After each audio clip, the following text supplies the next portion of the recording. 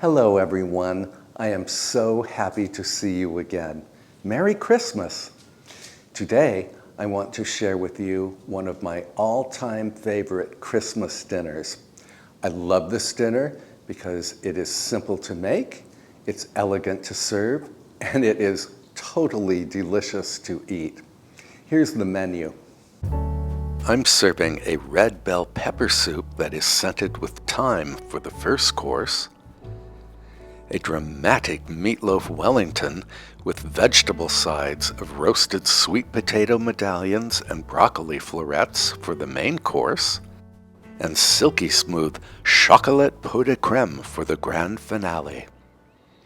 You can make this entire dinner well ahead of time. There's no last-minute fussing about in the kitchen.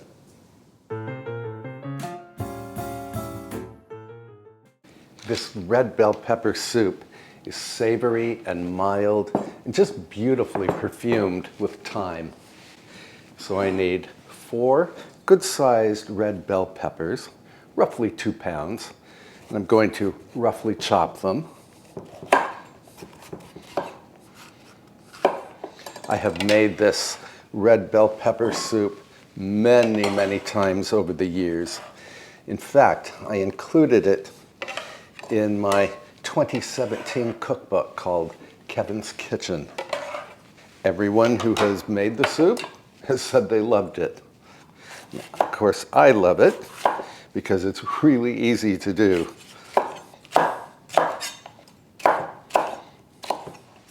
Then I need 1 white or yellow onion, which I'm going to just roughly chop.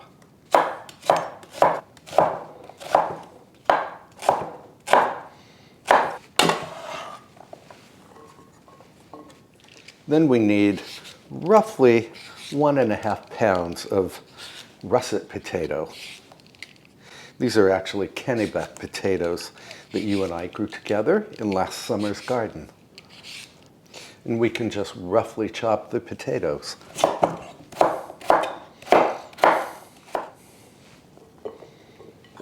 Let's head over to the stovetop. I'm going to cook this soup in my 5-quart Dutch oven. I need 2 tablespoons of butter and the same amount, 2 tablespoons of either olive oil or, in my case, avocado oil. Now we can add all of the vegetables. And I'm going to add one of the garlic pucks that you and I made together from homegrown garlic. You can add garlic paste here or 5 cloves of minced garlic. I'm also adding 2 teaspoons or thereabouts of dried thyme leaves, 2 teaspoons of salt, several grinds of black pepper. Give the veggies and the seasonings a quick toss. And then lower the heat and cover the pot and let the vegetables steam until they are perfectly tender. That will take about 50 minutes. All right, all of the vegetables are perfectly tender. You will know that if your potatoes are tender, everything else will be tender as well. And now I need a spoon. This is a pureed soup, so you could use an immersion blender, or I like to use my high-powered blender here.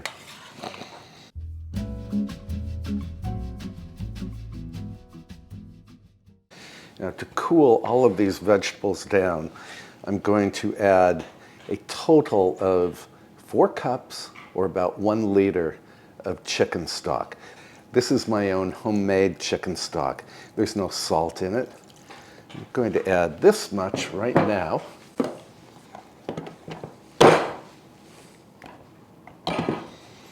And actually, before I blend this, I'm going to quickly wash out my pot.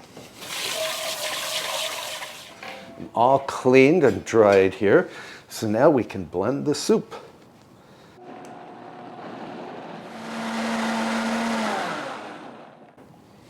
Now the reason I cleaned out my pot here is because I didn't want any stuck-on bits mixed in with this beautiful, smooth puree. Isn't this a beautiful color? And then I can add the remaining chicken stock directly to the blender to clean it.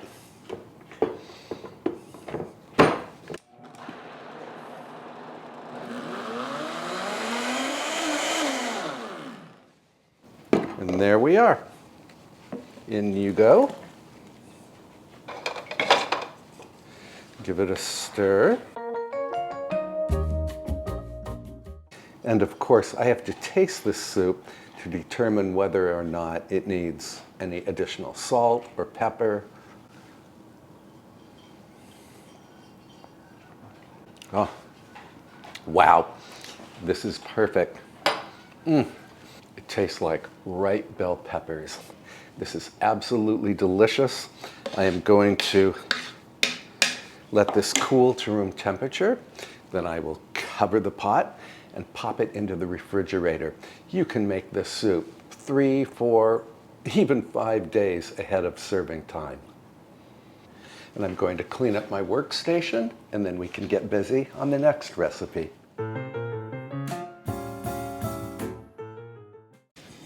Good morning. One of the nice things about this dinner menu is that you do not have to rush anything. For instance, yesterday I had planned to film the dessert recipe, but it got late and I had an appointment to go to, so we are going to make the dessert today. And the dessert is chocolate pot de creme. It's probably the easiest French dessert in my repertoire. And the first thing we need to do is preheat the oven to 325 degrees Fahrenheit or 170 degrees Celsius.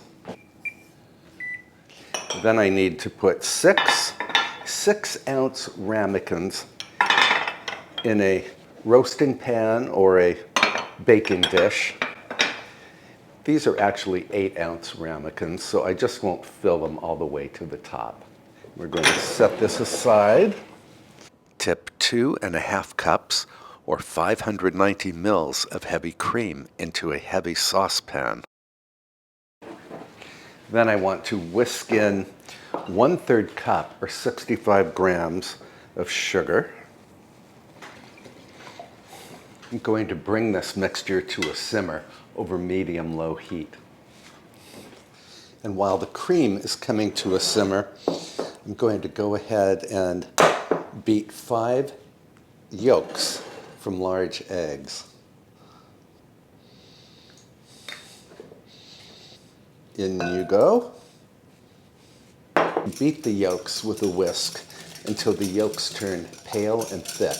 That will take about 2 minutes.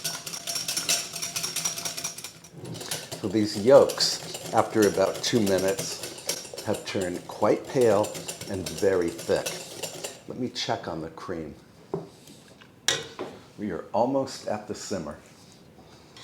This cream has come just to a bare simmer, so now we can add the chocolate. To the hot cream mixture, I'm adding 1 cup or 140 grams of unsweetened chocolate chips. And whisk slowly and steadily until the chocolate melts and the mixture looks very smooth.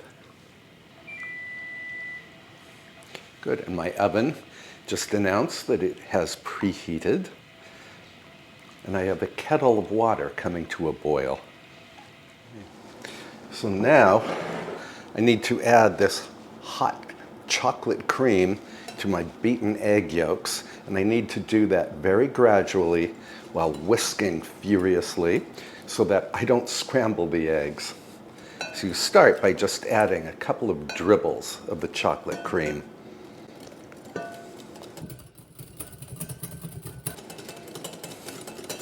And after you've added, a half cup or so, you can just add the remaining cream in a steady stream. Smells chocolatey and just wonderful. Then I need to divide this chocolate cream amongst my ramekins.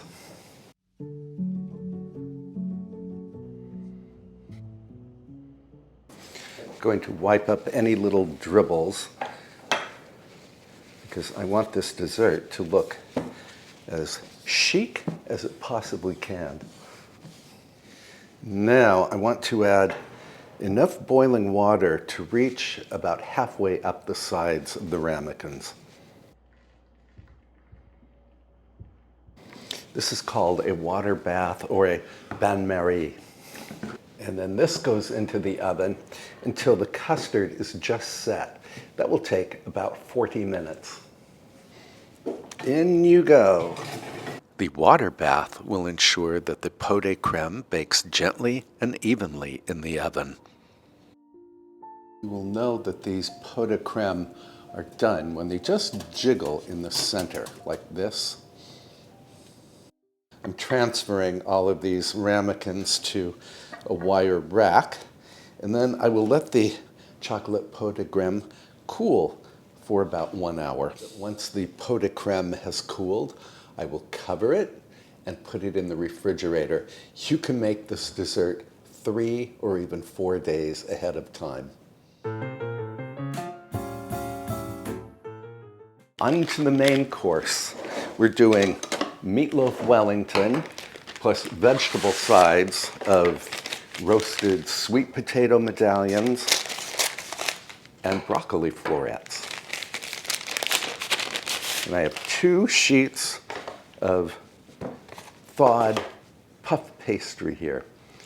Now, if you've never made it, meatloaf Wellington is a beautiful thing. It's meatloaf encased in puff pastry. Very similar to beef Wellington, but much, much easier to do, but just as dramatic to serve. Now, my puff pastry is in a 9-inch by 9-inch square. I need to roll this out to a 12-inch square.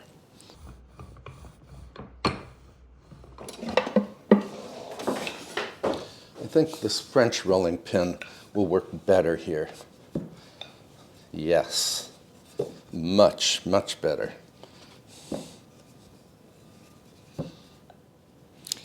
"12 by 12.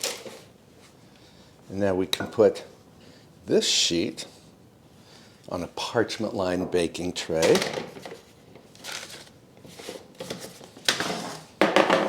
And then I need another piece that is 9 inches by 5 inches. And that will be easy to do because I already am working with a 9-inch square.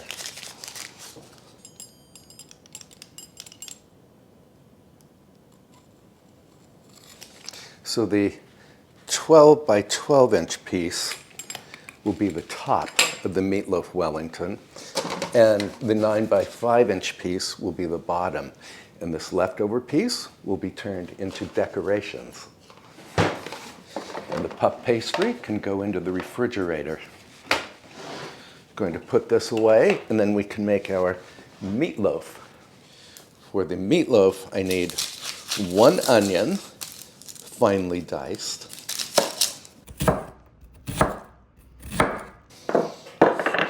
Transfer the onion to a little food prep bowl.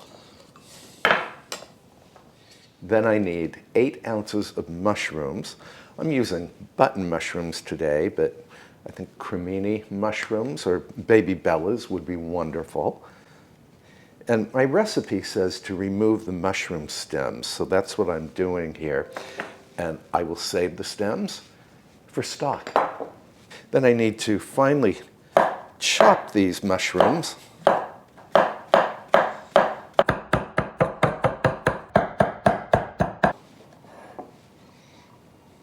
We need to saute the onion and the mushrooms, so let's head over to the cooktop.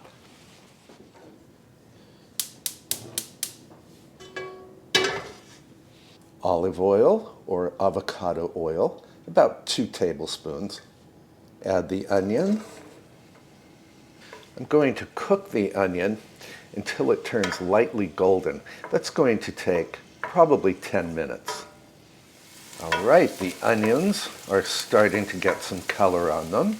So now you can stir in the mushrooms, plus 2 teaspoons of kosher salt, or about 1 3/4 teaspoons of regular table salt.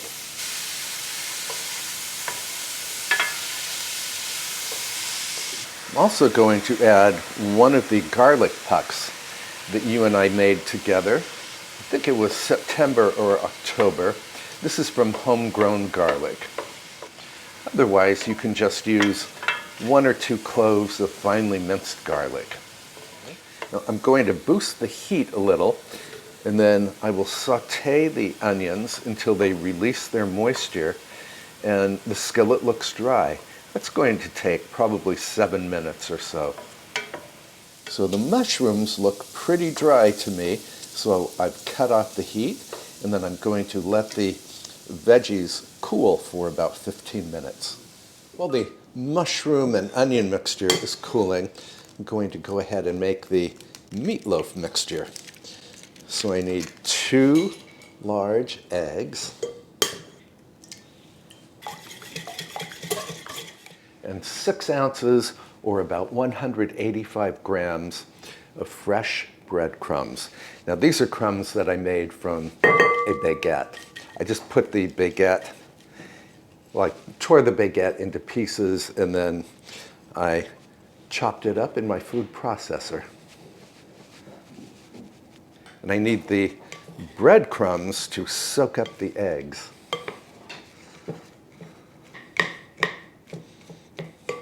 Now we can add the mushroom mixture.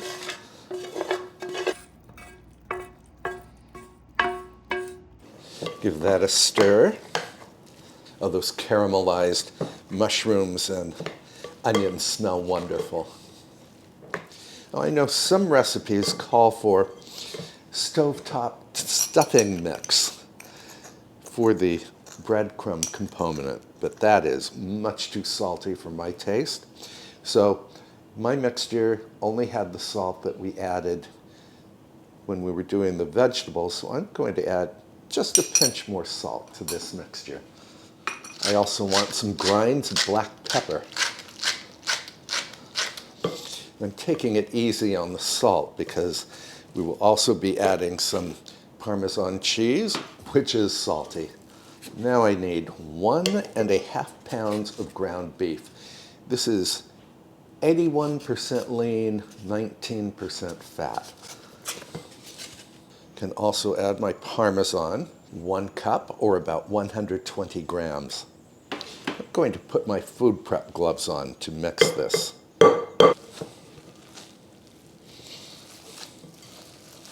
Whether you are making meatloaf Wellington or not, this is actually a great meatloaf recipe. It's very flavorful. Now, although you can make the first course soup and the dessert several days ahead of time, I would make the meatloaf Wellington on the day you plan to serve it. And of course, it can sit in the refrigerator for several hours before you bake it off. So here is my 9-inch by 5-inch piece of puff pastry. And then I need some thinly sliced prosciutto, about 6 ounces of it, or 12 slices. Then I want to arrange the prosciutto so that it is half on and half off the pastry. So I have 6 strips of prosciutto arranged on my 9 by 5-inch piece of puff pastry. Now I need to add the meatloaf, which means food prep gloves again. And I think I'm at about 9 by 5 here. Let's see. Go a little longer and a little flatter. You do not have to be exact here. And there we are. Then we fold the prosciutto over the meatloaf. And I'm going to use my remaining 6 slices of prosciutto to drape over the sides, or rather over the ends, and put the other pieces on top or along the long sides, just to make sure you have really good coverage. So this loaf should truly be encased in prosciutto. That way when you slice into the Meatloaf Wellington, you will actually see the prosciutto. Then take the 12-inch piece of puff pastry and arrange it on a diagonal so that the pointed tips extend beyond the loaf, like so. Then I need some water. Use damp fingers or a pastry brush to moisten the edge of the 12-inch piece of puff pastry. This will help to create a secure seal.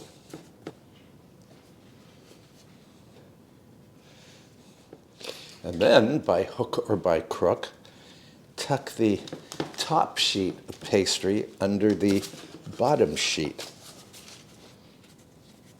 I probably should not have worn black cashmere for this recipe, getting flour all over my sweater. Then I want to brush the pastry all over with 1 beaten egg.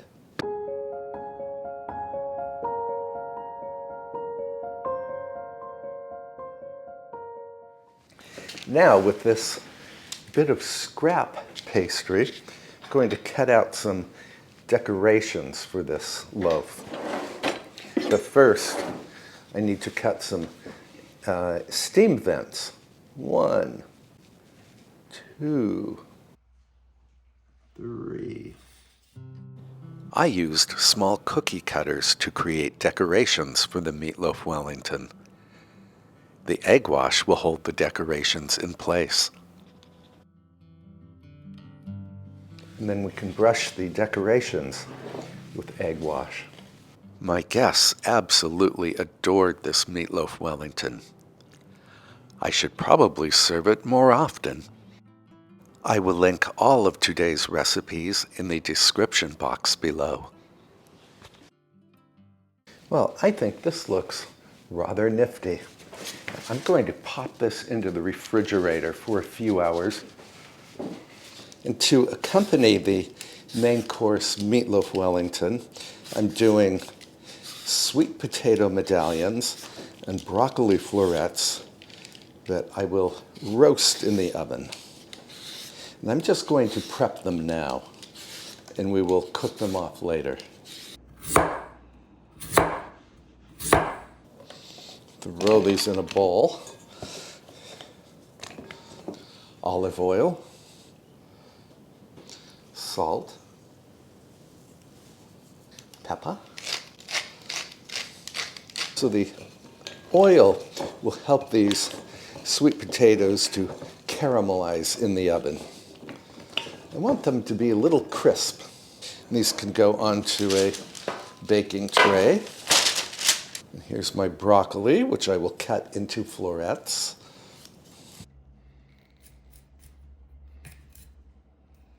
And these can go into a bowl. Once again, oil, salt, and pepper.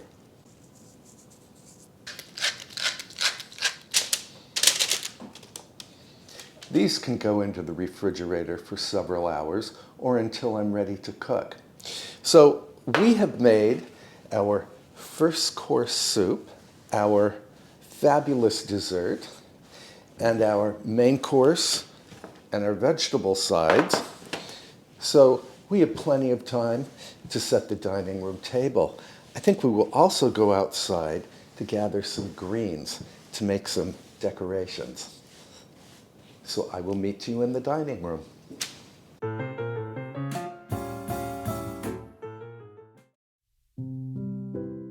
The dining table centerpiece that you and I made together several weeks ago could use a reset. But first, I need to remove the old decorations.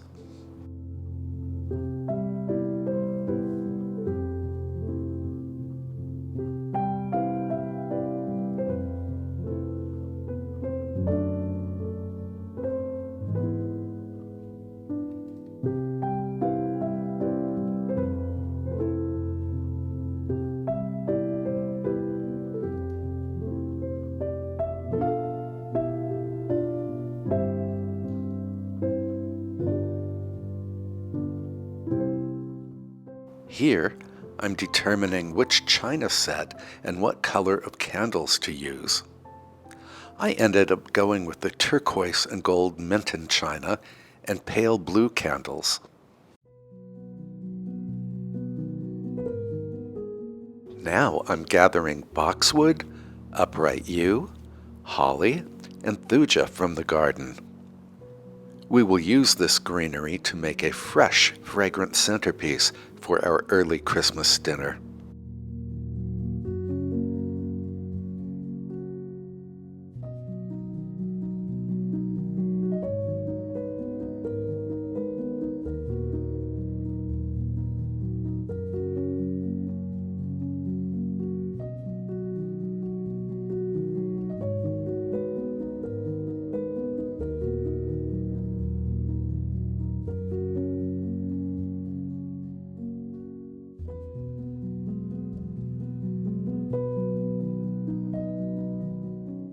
We talked about this wooden tray in a previous episode.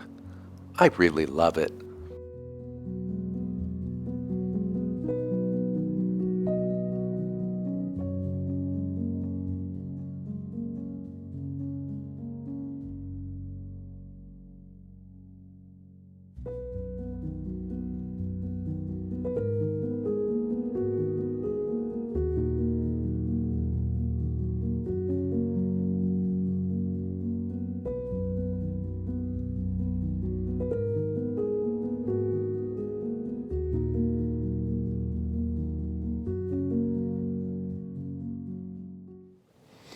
Right, our table is almost all set, and I decided to go with the Minton china instead of the Liberty blue or the Spode blue. And I want to replace these white candlesticks with a pale blue candlestick. I think that will look very nice on top of the greens that we just put in the table tray. So let's make a quick trip to a store called American Pie in Chatham, New York, and see what they have to offer.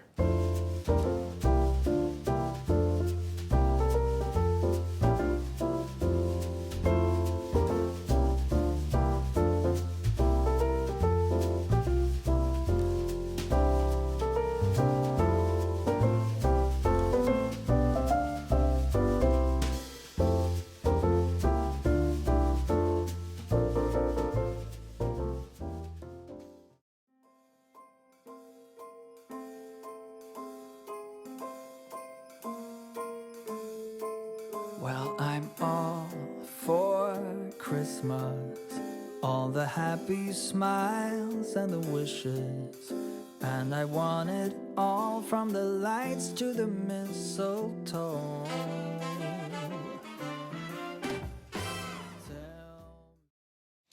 We are home once again. Here are the candles we bought at American Pie. Now these candles are too large for the holders, so here's what I do. I simply melt the bottom and the sides of the candle, and then they fit. And I have one spare candle. Let's bring these into the dining room, and then we can set the table.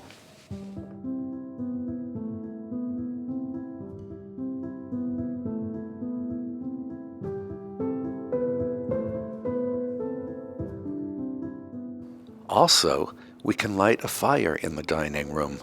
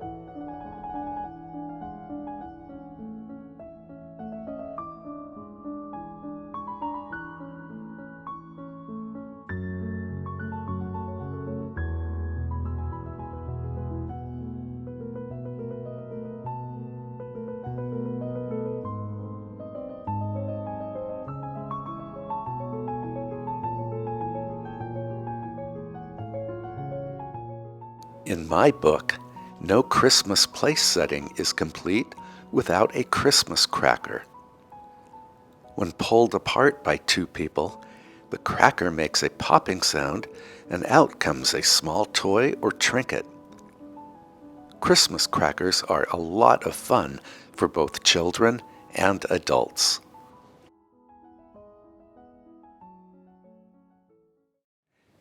Since the Meatloaf Wellington needs the longest time to cook, I'm going to put it in the oven first.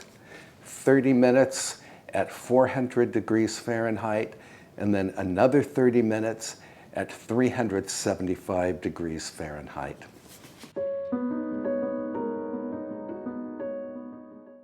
During the Meatloaf Wellington's final half hour in the oven, I will add the vegetable sides to the oven. And 15 or 20 minutes before my guests are due to arrive, I simply reheat the soup. And I want to show you how I serve the soup.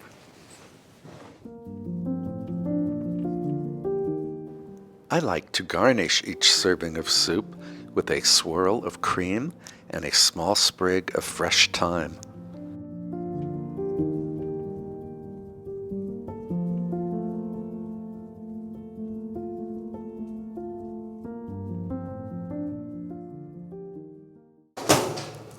Well, our Meatloaf Wellington looks just spectacular. Let me grab the veggies. These two look wonderful. Now, I'm going to let the Meatloaf Wellington sit here for about 10 minutes so the meatloaf juices can recede, and then I will simply keep the veggies warm.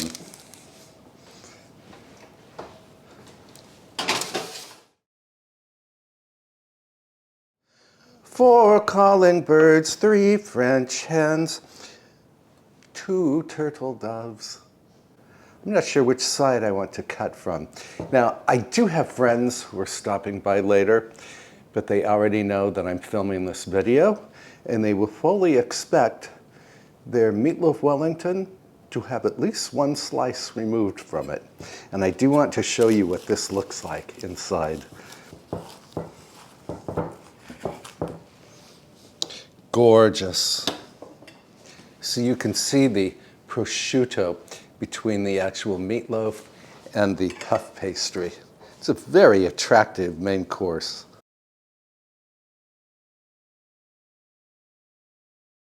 I really love the salty prosciutto between the puff pastry and the actual meatloaf. This is probably the best meatloaf in my repertoire. This is how I like to serve the chocolate pot de creme, which is now nice and cold. I like to garnish my pot de creme with a dollop of creme fraiche and a dusting of shaved chocolate.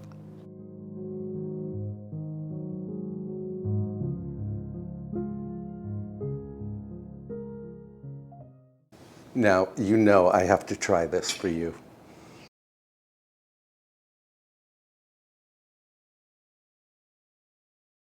This is such an elegant little dessert, but it was so incredibly easy to make.